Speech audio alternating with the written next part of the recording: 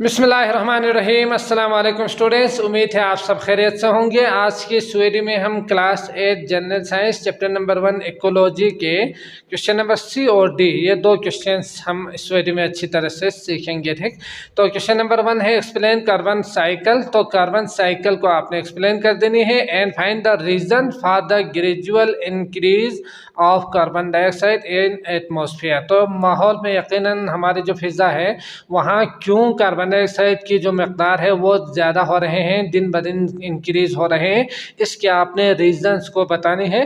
तो कार्बन जो साइकिल है वो हम इंट्रो में अच्छी तरह से सीख चुके हैं, यकीनन आपने देखा होगा। अगर नहीं तो उसका लिंक आपको डिस्क्रिप्शन में मिल जाएंगे। इसका आंसर मैं यहाँ पे बुक में टिक कर देता हूँ, आप वो लिखिएगा और इसके लिए मैं 2 पॉइंट्स लिखूंगा लास्ट में, वो आप इसके लिए लिखना है। ठीक, तो देखते हैं इसका आंसर क्या लिखेंगे। तो कार्बन साइकिल में आप लिख सकते हैं कार्बन साइकिल क्या है। तो हमने देखा था कि ये जो एटमॉस्फेयर है वहाँ मौजूद जो कार्बन डाइऑक्साइड है वो क्या करते हैं, प्लांट्स इसे लेते हैं, लेने के बाद तो वो रिलीज़ करते हैं। जब वो रिलीज़ करते हैं ऑक्सीजन, जो कि हमने देखा था कि कार्बन डाइऑक्साइड जब वो लेते हैं तो किस तरह से ये फूड जब दूसरे खाते हैं बतौर खुराक, दूसरे जो जानवर है वो इस्तेमाल करते हैं, तो ये यहाँ से यहाँ मुंतकिल होंगे और इसके बाद दोबारा ये जो है, हम जानते ही है ऑक्सीजन लेने के बाद हम इंसान और जानवर क्या करते हैं, कार्बन डाइऑक्साइड को रिलीज कर देते हैं। तो इस तरह कार्बन दोबारा एटमॉस्फेयर में चला जाएगा, तो ये एक तसलसल बनते हैं। और इसके साथ साथ ये दोनों जब मर जाते हैं तो नीचे जो दबने के बाद बहुत ज़्यादा अरसा ज़मीन के अंदर रहने के बाद वो फॉसिल फ्यूल्स जो कि पेट्रोल वगैरह है उसकी शक्ल में दोबारा वापस आते हैं और हम इसे कारखानों गाड़ियों में यूज़ करने के बाद करेंगे तो वो धुएं की शक्ल में या दोबारा कार्बन की शक्ल में वहाँ पे जाते हैं। तो ये पूरा जो प्रोसेस हमने डिटेल में सीखा था तो यकीनन आप जानते ही हैं, तो इसी को आपने आंसर में लिखना है। तो यहाँ आप देख सकते हैं carbon is constantly being removed from and release into the environment. तो कार्बन इसी तरह से रिलीज होते रहते हैं, मूव होते रहते हैं, है ना। तो in the form of carbon dioxide, तो कार्बन डाइऑक्साइड में यकीनन कार्बन मौजूद होंगे तो इसी तरह से वो जाते हैं। The amount of carbon dioxide at atmosphere is 0.04% होते हैं हमारे एटमॉस्फेयर में। Plants absorb this carbon dioxide to prepare their organic food. तो वो क्या करते हैं, वो खुराक के लिए इन प्लांट्स को यूज़ करते हैं by the process of photosynthesis. तो ये जो अमल है इसे फोटोसिंथेसिस का नाम दिया जाता है। ठीक, तो animals gain carbon in the form of organic compounds when they feed on plants और अदर एनिमल्स। तो इस तरह से ये एनिमल्स में जाएंगे, यकीनन ट्रांसफर होके मूव होके the respiration process in both animal and plants release carbon dioxide back to the environment. समझ गए। तो यहाँ से यहाँ तो एक हो गए, ये आपने यहाँ से यहाँ तक लिखना है। फिर इसके बाद यहाँ से एनिमल एंड प्लांट्स यहाँ से लिख सकते हैं, ये लिखने की ज़रूरत नहीं है। Animal and plants bodies buried under earth crust were converted into fossil fuels like coal oil and gas. तो ये जो जब मरेंगे तो इसके बाद अर्थ के नीचे जब दब के रहेंगे बहुत साल तक, तो ये फॉसिल फ्यूल जैसे चीज़ें बन के दोबारा हमारे लिए यकीनन काबिल इस्तेमाल होकर दोबारा मिलेंगे। The combustion of fossil fuels in factories, तो ये जो अमल है यकीनन जब हम गाड़ियों में यूज़ करते हैं तो कंबशन के जो प्रोसेस है उसके थ्रू हम इन चीज़ों को यूज़ करते हैं। Automobiles and houses air of carbon dioxide in the atmosphere repeatedly. तो इस तरह से वो दोबारा एटमॉस्फेयर में आते हैं। समझ गए। तो ये हो गया कार्बन साइकिल, पूरा जो प्रोसेस है वो इसको आपने यहाँ से यहाँ तक, यहाँ से यहाँ तक आपने लिखना है, याद करनी है अच्छी तरह से। ठीक, इसके बाद जो दूसरा पॉइंट है कि कौन कौन से काजेज है, असबाब है, जो रीजंस क्या है, उसमें आप यकीनी बात है ये कार्बन जो एटमॉस्फेयर में बहुत ज़्यादा हो रहे हैं इसके 2 ही वजूहत हो सकती है। मेनली बात कर रहा हूँ। ठीक, तो यकीनन मेनली जो 2 वजूहत क्या है, ये हमने अभी देखा कि जो फॉसिल फ्यूल्स है जब वो बर्न करते हैं तो उससे एटमॉस्फेयर में कार्बन की जो मकदार है वो बहुत ज़्यादा हो सकती है। और दूसरा, जब आप जो एटमॉस्फेयर है अगर उसमें कार्बन की मकदार ज़्यादा हो तो इसको कम करने के लिए आप यकीनन दरख्त को ग्रो कर सकते हैं ताकि एटमॉस्फेयर में कार्बन की मकदार कम हो। तो इसके लिए आप अगर आप डिफॉरेस्ट करेंगे यानी जंगलात को काटेंगे तो उससे क्या होंगे, यकीनन इससे इफेक्ट होंगे और ये कार्बन डाइऑक्साइड की जो मकदार है एटमॉस्फेयर में वो ज़्यादा होंगे। ठीक, तो ये 2 पॉइंट्स आप लिख सकते हैं। Fossil fuels that people are burning for energy हासिल करने के लिए जो यूज़ करते हैं इसीलिए। और दूसरा पॉइंट आप लिख सकते हैं deforestation are main cause of increasing carbon dioxide. तो ये सबसे अहम जो काज है, ये आप ये 2 पॉइंट लिखेंगे तो काफ़ी होंगे, और भी बहुत कुछ है, अगर आप लिखना चाहो तो वो भी लिख सकते हैं। ठीक हो गया। इसके बाद अगला है क्वेश्चन नंबर 2। सवाल है आपके पास, how positive activities of human can help to restore an ecosystem. तो इकोसिस्टम जो कि यकीनन जानदारों और बीजान जो हमारे आस पास मौजूद है, एक ख़ास जगह पर जो आप अपनी ज़िंदगी गुजार रहे हो, तो वो जो पूरा सिस्टम है वो मिलके यकीनन इकोसिस्टम बनाते हैं, जिसमें जानदार और बेजान शामिल होंगे एक माहौल के अंदर। तो ये जो है इसको यकीनन पॉजिटिव एक्टिविटीज़ क्या होंगी जो इंसान कर सकते हैं, जो इकोसिस्टम के लिए अगर कोई मसला हुए हो तो उसके लिए क्या इक़दाम करके हम इन मसाइल को हल कर सकते हैं। तो कौन कौन से मुस्बित एक्टिविटीज़ इक़दाम आप कर सकते हैं, इसको आपने बताने हैं। तो यकीनन हमने सीखा था 4-5 पॉइंट, तो इनको आपने यहाँ पे लिखना है। तो इसमें पहला पॉइंट था आपके पास रिफॉरेस्टेशन, दूसरा जो पॉइंट था वो था एफॉरेस्टेशन, और तीसरा जो पॉइंट है वो पॉल्यूशन कम करके, और चौथा जो पॉइंट है वो जो ख़तरे में कोई अगर जानदार हो तो इसके लिए कुछ हिफाजती इक़दाम करके आप इस इकोसिस्टम को यकीनन कम कर सकते हैं। यानी इसको जो मुतासिर हो रहे हैं, मसाइल हो रहे हैं, इसको आप इंसान और हम और आप कम कर सकते हैं। ठीक हो गया। तो इसी को आपने आंसर में लिखना है। तो क्या लिखेंगे, तो इसके आंसर में आप लिख सकते हैं positive impact of human on ecosystem, a balance ecosystem ensure that human being have access to clean air. तो यहाँ पे स्पेस बने हैं, इसको हटा दीजिएगा।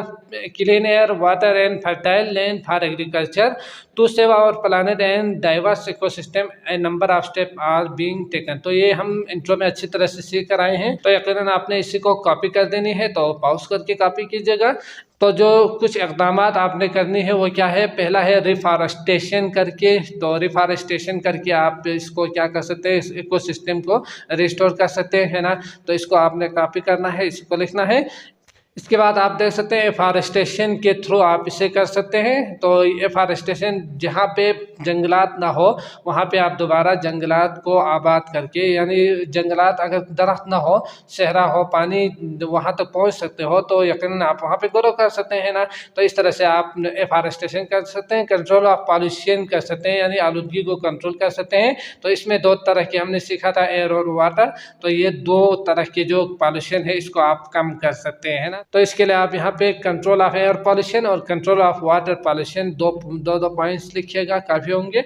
इसके बाद लास्ट जो पॉइंट है वो आप लिखेंगे कंजर्वेशन ऑफ इंडेंजर्ड स्पीसीज। तो गवर्नमेंट, एनजीओस और लोकल जो कम्युनिटीज़ है, इंडिविजुअल वर्क टुगेदर, तो इस तरह से काम करके जो है ना वो इंडेंजर्ड स्पीसीज को वो क्या कर सकते हैं, ख़त्म होने से बचा सकते हैं। ठीक। तो ये थोड़ा सा लेंथी ज़रूर होंगे, तो इसके लिए आपने अलग अलग याद रखनी है। तो यकीनन बहुत ही ईजी है, अगर आप समझेंगे तो ये याद करना, याद रखना कोई मसला नहीं होंगे। ठीक।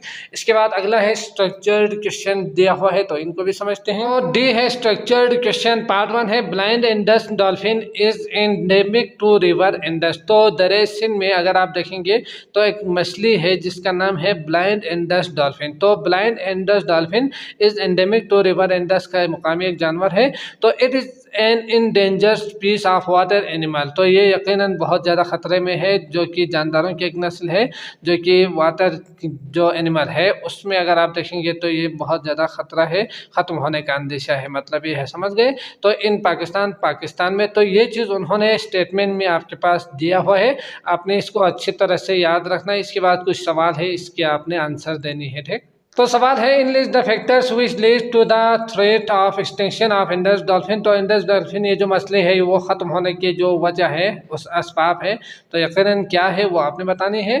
तो ये क्यों कम हो रहे हैं, तो आप यहाँ पे लिख सकते हैं कि ये जो स्पीच है, ये जो नस्ल है, ये इसलिए ख़त्म हो रही है क्योंकि वाटर जो है वो गंदा हो रहे हैं, और इसी वजह से जो वहाँ मौजूद, यकीनी बात है इस मछली के लिए साफ़ पानी चाहिए होंगे, जो समंदर में नहीं रह सकते, ये ज़िंदा नहीं रहेंगे। तो इसके लिए यकीनन वो यहाँ पे जो गंदा होने की वजह से, पानी का जो आलूदगी है वो होने की वजह से ये कम हो रहे हैं, समझ गए। तो इसके लिए आप देख सकते हैं it is endangered species because the river water is being polluted by the human activities की वजह से ये पॉल्यूटेड हो रहे हैं।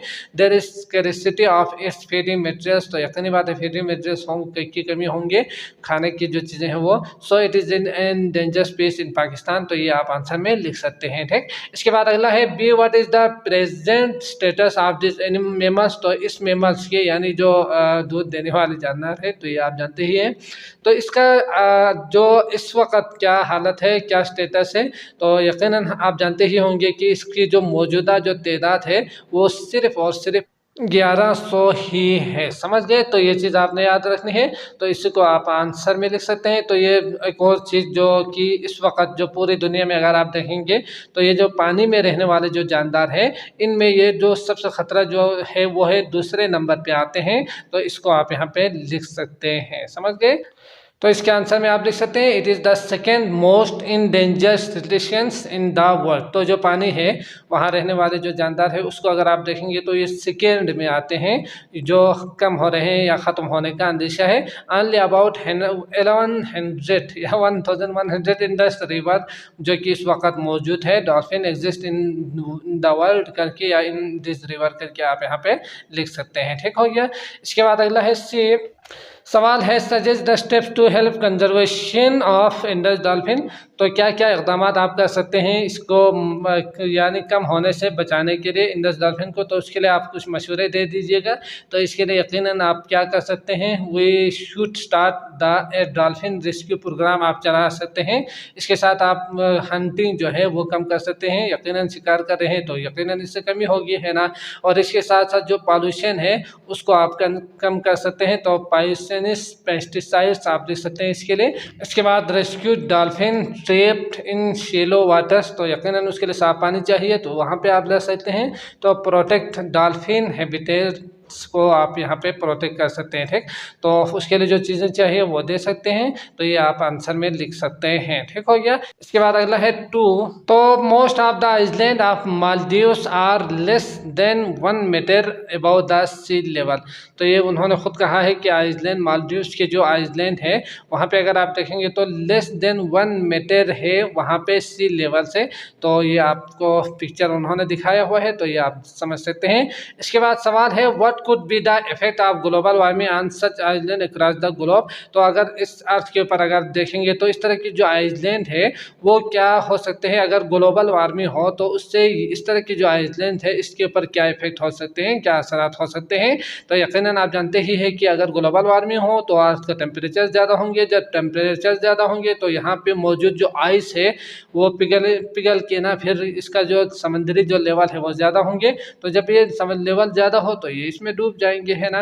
तो ये चीज़ आप यहाँ पे देख सकते हैं। Ice will melt on the mountains due to global warming, it will increase the sea level, such island across the globe में सिंक इन सीज करके आप यहाँ पे आंसर में लिख सकते हैं। ठीक हो गया? इसके बाद भी है suggest the ways to save coastal cities from flooding और बीइंग सबमर्ज। तो यकीनी बात है कि आपने सजेस्ट करनी है, कुछ मशवरे देने हैं कि क्या क्या इक़दाम करें कि जो साहिली जो सिटीज़ हैं, जो शहरें हैं, तो यकीनी बात है अगर सैलाब आ जाए तो फिर उनके लिए बहुत ज़्यादा मसाइल हो सकते हैं ना। तो इसके लिए क्या क्या कर सकते हैं, इनमें से आपने कुछ इक़दाम आपने सजेस्ट कर देनी है। समझ गए?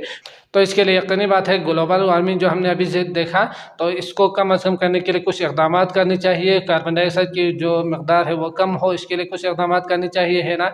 और इसके बाद जो डैम्स आप बना सकते हैं ताकि ये जो पानी है उसको हम यूज़ भी कर सकें और सैलाब भी ना आए। तो इसके बाद और इसके साथ साथ जो डिफॉरेस्टेशन है, यकीनन ट्रीज़ को ग्रो करना चाहिए। तो ये कुछ इक़दाम आप कर सकते हैं। तो इसके लिए आप यहाँ पे आंसर भी लिख सकते हैं कम्बेट द ग्लोबल वार्मिंग, उसका मुकाबला आप कर सकते हैं। Reducing the production of CO2 the causes of global warming, तो ये बन सकते हैं। तो इसको रिड्यूस करने के लिए कुछ इक़दाम करें। मेकिंग मोर डैम्स, तो ज़्यादा से ज़्यादा डैम बनाए। ग्रोइंग मोर ट्रीज, तो यकीनन डिफॉरेस्टेशन ना हो, रिफॉरेस्टेशन हो और एफॉरेस्टेशन हो, तो यकीनन आप इससे महफूज रह सकते हैं। समझ गए? सारी जो सिटीज़ है वो भी महफूज रहेंगे, सैलाब की सबब नहीं हो तो हम महफूज रहेंगे, है ना। तो ये चीज़ आप आंसर में लिख सकते हैं। तो मैं उम्मीद करता हूँ आपको अच्छी तरह से समझ में आ चुका होगा। अगर आए हैं तो लाइक करके जाइएगा। अगले वीडियो आपको डिस्क्रिप्शन में लिंक मिल जाएंगे, आप वहाँ क्लिक करके वो भी देख सकते हैं। मुझे इजाज़त दीजिएगा। अल्लाह निगहबान।